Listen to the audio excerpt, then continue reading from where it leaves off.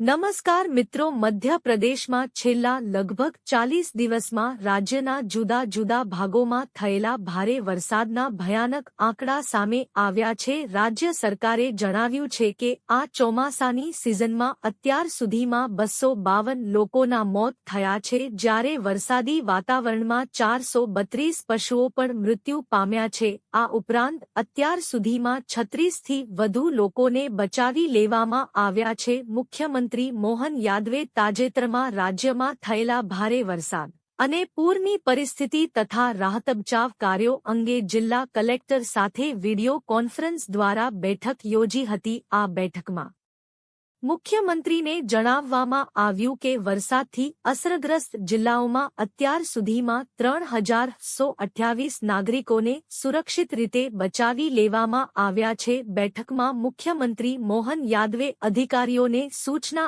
આપી કે ભારે વરસાદ કે પૂરથી અસરગ્રસ્ત લોકોને કોઈપણ પ્રકારની મુશ્કેલી ન થવી જોઈએ। સર્વે જલ્દી પૂરો કરીને પીડિતોને તેમના નુકસાનનું યોગ્ય વળતર આપવામાં આવે। બેઠક પછી મુખ્યમંત્રી ડો યાદવે જણાવ્યું કે ભારે વરસાદવાળા જિલ્લાઓના કલેક્ટરો દ્વારા અત્યાર સુધીમાં 28 કરોડ રૂપિયાની રાહત રકમનું વિતરણ કરવામાં આવ્યું છે।